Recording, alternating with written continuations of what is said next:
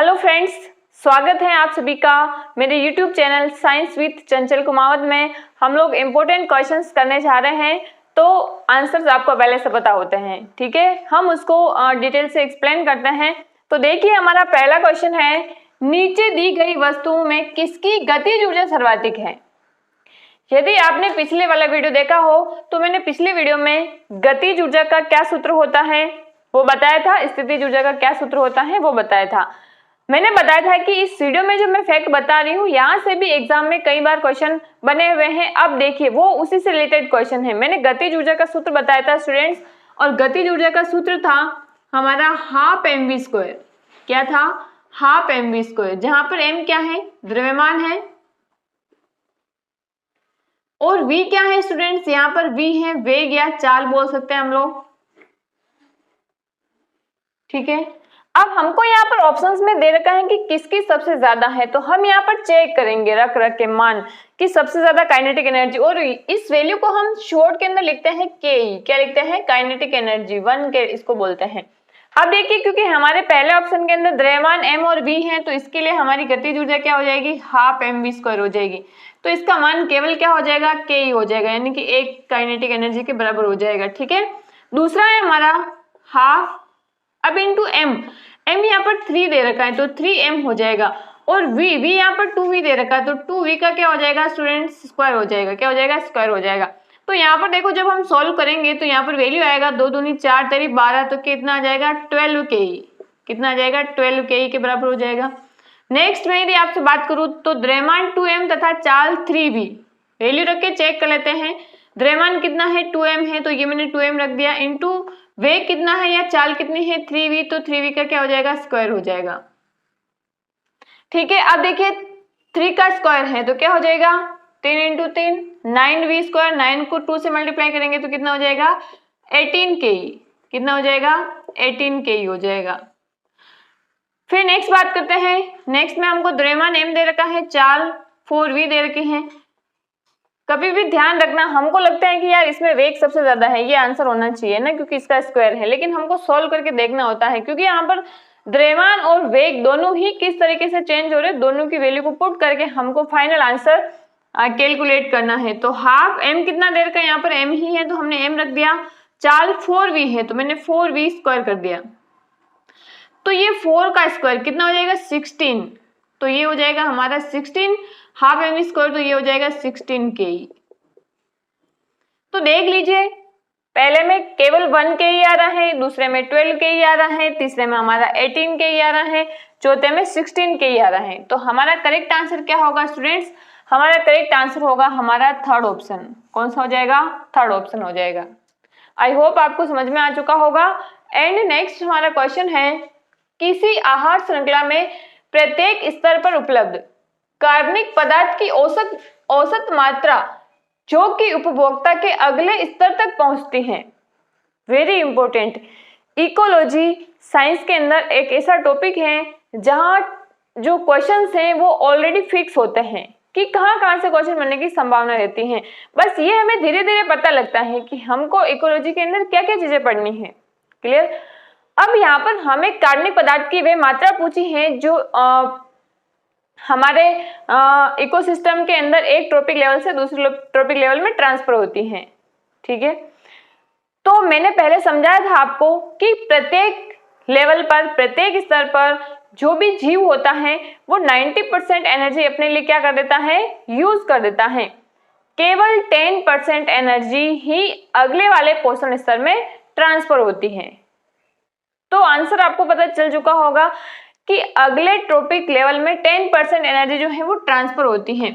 इसको हम बोलते हैं लिंडमान का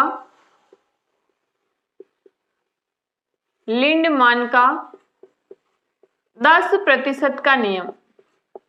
मतलब ये नियम लिंडमान ने बताया था, या ये चीज लिंडमान ने बताई थी। 10% का मतलब होता है कि 10% एनर्जी अगले वाले ट्रॉपिक लेवल में ट्रांसफर होती है, ठीक है स्टूडेंट्स। फिर देखिए, नेक्स्ट क्वेश्चन है कि मानव कोशिका में गुणसूत्रों की संख्या कितनी होती है। ह्यूमन सेल के अंदर हमको नंबर ऑफ क्रोमोसोम्स पूछे हैं। हमेशा ध्यान में रखना है कि क्वेश्चन क्या पूछ रहा है। क्वेश्चन को केयरफुली पढ़ना ही हमारा क्वेश्चन का 50% सॉल्यूशन होता है। क्योंकि यदि हमने लाइन गलत पढ़ी तो हमारा आंसर गलत होगा, यानी कि हमारा पूरा क्वेश्चन ही गलत हो गया। इसीलिए सबसे पहले लाइन को सही पढ़ना बहुत जरूरी है। अब ये बोल रहा है कि मानव में गुणसूत्र, मानव में गुणसूत्र या मानव कोशिका में गुणसूत्र, सेल में बात कर रहे हैं। तो देखो, कोशिका में दो तरह के गुणसूत्र हो सकते हैं, एक होते हैं कायिक क्रोमोसोम और दूसरे होते हैं सेक्स क्रोमोसोम या लैंगिक गुणसूत्र। तो टोटल होते हैं 46। कितने होते हैं? 46 होते हैं, ठीक है। अब इसमें से इसको हम 23 जोड़ी भी बोल सकते हैं। इसमें से 22 जोड़ी जो गुणसूत्र होते हैं वो कायिक होते हैं। 22 जोड़ी गुणसूत्र यानी कि टोटल 44 जो होते हैं वो कायिक गुणसूत्र होते हैं, और एक जोड़ी गुणसूत्र जो है उनको हम लैंगिक गुणसूत्र बोलते हैं, यानी कि टोटल दो क्रोमोसोम जो है वो कैसे होते हैं? लैंगिक गुणसूत्र होते हैं, ठीक है। यहाँ पर हमसे ये नहीं पूछा है कि कायिक गुणसूत्र कितने होते हैं, या फिर हमसे ये नहीं पूछा है कि लैंगिक क्रोमोसोम कितने होते हैं। इसीलिए डियर फ्रेंड्स, हमारा आंसर क्या होगा? यहाँ पर हमारा आंसर होगा 46। क्या हो जाएगा? 46। क्लियर। एंड नेक्स्ट हमारा क्वेश्चन है कि निम्न में से किस तत्व की परमाणुकता, एटॉमिसिटी, एक होती है? ये पूछा है कि किसकी परमाणुकता एक होती है। ये बहुत ही आसान है कि कोई भी संरचना जो हमको दे रखी है उसमें कितने एटम्स प्रेजेंट हैं। इसमें ध्यान रखने वाली बात क्या है? देखो, यहाँ पर आपको एटम का सिंबल नहीं दिया है, इसका मतलब हमें सिंबल पता होना चाहिए कि किसको कैसे डिनोट करते हैं। यदि हमें एलिमेंट को ये डिनोट करना आ रहा है कि किसको कैसे लिखते हैं, कि कौन सा अणु के रूप में होता है, कौन सा परमाणु के रूप में होता है, कौन टेट्राहेड्रल होता है, कौन सा ऑक्टाहेड्रल होता है, यदि हमें ये पता है तो हम इस तरीके का कोई भी क्वेश्चन हमारे एग्जाम में पूछा जाए हम लोग उसको सॉल्व कर सकते हैं, ठीक है। अब देखिए, पहला ऑप्शन है गंधक या सल्फर। तो फ्रेंड्स, इसका सूत्र होता है S8। क्या होता है? S8। तो इसकी परमाणुकता कितनी हो जाएगी? इसकी परमाणुकता हो जाएगी 8। कितनी हो जाएगी? 8 हो जाएगी। क्लियर। फिर है क्लोरीन। क्लोरीन को हम शो करते हैं फ्रेंड्स Cl2 से, क्योंकि ये जो गैसियस एटम होते हैं ये जनरली मॉलिक्यूल की फॉर्म में प्रेजेंट होते हैं। तो यहाँ पर इसकी जो परमाणुकता है स्टूडेंट वो कितनी हो जाएगी? 2 हो जाएगी। अब ये आर्गन जो है ये क्या है? अक्रिय गैस है, उत्कृष्ट गैस है, और उत्कृष्ट गैस का मतलब ये होता है कि ये रिएक्शन में पार्टिसिपेट नहीं करती हैं, और इसको हम AR से लिखते हैं। तो इसकी परमाणुकता कितनी हो जाएगी? 1 हो जाएगी। ऑक्सीजन आपको पता है, ऑक्सीजन को हम किससे लिखते हैं? O2 से लिखते हैं। तो इसकी परमाणुकता कितनी हो जाएगी? 2 हो जाएगी। तो देखो, आपको क्वेश्चन में ये पता लग रहा होगा कि गंधक S8 की फॉर्म में होता है, परमाणुकता 8 होती है। एंड हमारा क्लोरीन Cl2 होता है, परमाणुकता 2 होती है। फिर आर्गन को सिंगल एटम के रूप में हम डिनोट करते हैं AR, inert gas, noble gas 18 वर्ग में प्रेजेंट होती है, इसकी परमाणुकता 1 होती है। तो हमें एक ही पूछा है, तो हमारा आंसर क्या हो जाएगा? ऑर्गन हो जाएगा। एंड लास्ट हमारा ऑप्शन दिया हुआ है ऑक्सीजन, ऑक्सीजन O2। तो परमाणुकता कितनी हो जाएगी? 2 हो जाएगी। आई होप आपको समझ में आ रहा होगा, क्योंकि मोस्टली क्वेश्चंस एग्जाम में बार बार मतलब चेंज कर करके टॉपिक सेम रहता है, पूछने का तरीका बदल दिया जाता है। और मैंने पिछले जितने भी सारे वीडियोस मेरे 15-20 दिन में आए हैं, वो सारे वीडियोस में जितने भी मैंने क्वेश्चंस करवाए हैं, आप जब 2011 से 2020 के बीच में 2021 के बीच वाले जितने भी पेपर हुए हैं उनके जनरल साइंस के क्वेश्चन आप देखेंगे तो मैंने सारे क्वेश्चन जो है वो वहीं से लिए हुए हैं, ठीक है स्टूडेंट्स। एंड हमारा लास्ट क्वेश्चन है आज का कि अभिक्रिया Na2SO4 sodium sulphate plus barium chloride से जब रासायनिक अभिक्रिया होती है तो बनता है BaSO4 barium sulphate plus 2NaCl। अब ये इंपॉर्टेंट है कि हम कैसे पहचानेंगे कि ये किस प्रकार की अभिक्रिया है। तो पहले एक बार ऑप्शंस चेक कीजिए। पहला है अपचयन अभिक्रिया। अपचयन अभिक्रिया जनरली आपको कैसे पता लगेगा कि अभिक्रिया में यदि हाइड्रोजन ऐड हो रहा है, किसी परमाणु के साथ हाइड्रोजन ऐड हो रहा है, तो जनरली जब हाइड्रोजन ऐड होता है तो उसको हम अपचयन अभिक्रिया बोलते हैं, ठीक है। सेकंड है संयोजन अभिक्रिया। संयोजन अभिक्रिया में दो अलग अलग हमारे जो क्रियाकारक होते हैं वो जुड़कर एक सिंगल प्रोडक्ट बनाते हैं। तो देखो ऐसा भी आपको अभिक्रिया में कई बार भी नजर नहीं आ रहा है। तीसरा है अपघटन। डिकम्पोजिशन रिएक्शन, जो कि संयोजन अभिक्रिया का है। इसमें तो क्या होते हैं, दो जुड़कर एक बनाते हैं या दो से अधिक यौगिक जुड़कर एक यौगिक बनाते हैं। अपघटन मतलब टूटना, जिसमें एक कोई यौगिक दो या अधिक उत्पाद के अंदर टूटेगा। तो देखो ऐसा भी नहीं हो रहा क्योंकि दो चीजें यहाँ पर भी है, दो चीजें यहाँ पर भी, मतलब अपघटन भी नहीं होगा। ठीक है, फिर है डबल डिस्प्लेसमेंट, द्विविस्थापन अभिक्रिया। सही आंसर इसका द्विविस्थापन है और आपको पता भी है। तो ये कैसे है, तो देखो मैं अभिक्रिया को एक बार वापस लिखती हूँ। अभिक्रिया है हमारी Na2SO4 प्लस BaCl2, इससे बनना है BaSO4 barium sulphate plus NaCl।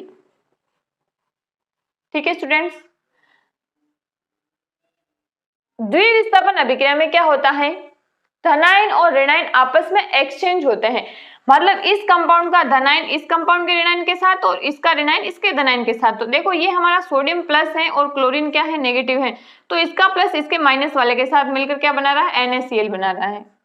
ठीक है, और यहाँ पर इसका नेगेटिव सल्फेट जो है वो बेरियम पॉजिटिव के साथ में मिलकर क्या बना रहा है, बेरियम सल्फेट बना रहा है। तो यहाँ पर आयन क्या हो रहा है, एक्सचेंज हो रहे हैं। आयनों का क्या हो रहा है, विनिमय हो रहा है। तो यहाँ पर हम इसको आयन विनिमय भी बोल सकते हैं।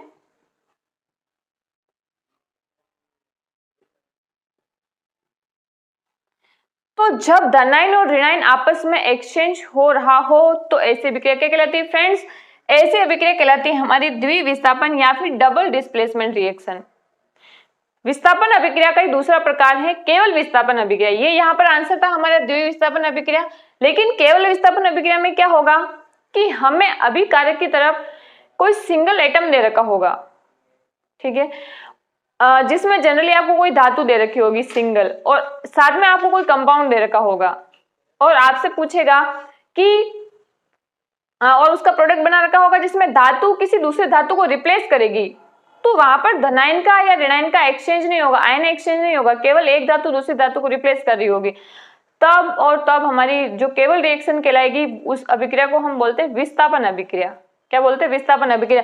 जैसे मैं यहाँ पर यदि आपसे बताऊं तो उसका उदाहरण जो है, जैसे जिंक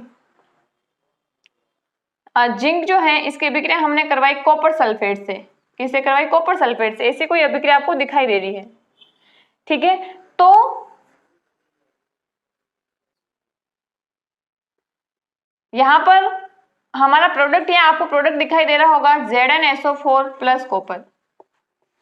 देखो अब यहाँ पर आयन का एक्सचेंज नहीं हो रहा क्योंकि यहाँ पर तो केवल जिंक है, यहाँ पर दोनों धनायन ऋणायन है, लेकिन जिंक में कोई धनायन ऋणायन नहीं है, केवल एक धातु है। तो जिंक ने यहाँ पर कॉपर को क्या किया, रिप्लेस किया, और कॉपर की जगह क्या आ गया, जिंक आ गया। इसीलिए प्रोडक्ट क्या बना, जिंक सल्फेट, और कॉपर जो है वो हमें धातु प्राप्त हो गई। तो ऐसी अभिक्रिया जो है वो केवल और केवल उसको हम बोलते हैं विस्थापन अभिक्रिया। उसको हम क्या बोलते हैं फ्रेंड्स, उसको हम केवल और केवल विस्थापन अभिक्रिया बोलते हैं। ठीक है, तो कुछ अभिक्रियाएं मैंने जो आपको ओरली समझाई है, इसका एग्जाम्पल्स भी जब हमारे नेक्स्ट कभी क्वेश्चन में आएगा, पूछा हुआ होगा, तो हम उसको वहां पर रिएक्शन के माध्यम से सॉल्व करेंगे। लेकिन मोटे तौर पर आपको समझ में आ चुका होगा कि हमें यदि कोई रासायनिक अभिक्रिया दे रखी है और पूछे है कि किस प्रकार की अभिक्रिया है, तो पहचानना आपको समझ में आ चुका होगा।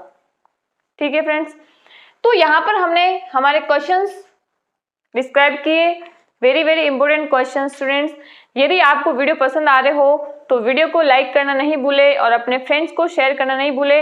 और यदि अभी तक भी आपने मेरे चैनल को सब्सक्राइब नहीं किया है तो मेरे सारे वीडियो से अपडेट रहने के लिए चैनल को सब्सक्राइब करें। आज के लिए इतना ही friends, thank you so much, bye bye.